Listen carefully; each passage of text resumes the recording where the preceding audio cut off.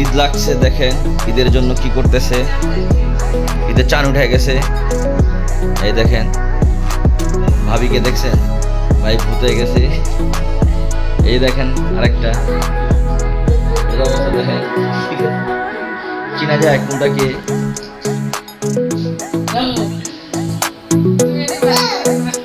কঠিন ঈদ লাগছে বাসায়। হ্যালো, আসসালামু আলাইকুম, আপনারা সবাই কেমন আছেন? ঈদ মুবারক। দেখেন রেদওয়ান এই যে পাঞ্জাবি পড়তেছে, ঈদের নামাজ পড়তে যাবে।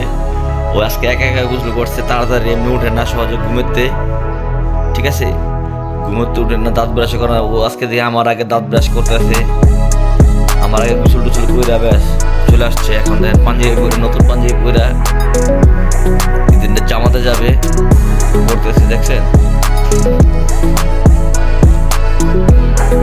আজকে পড়তেছে। আজকে কেমন আছে, কিসের দিন আর কি করতে যাবা?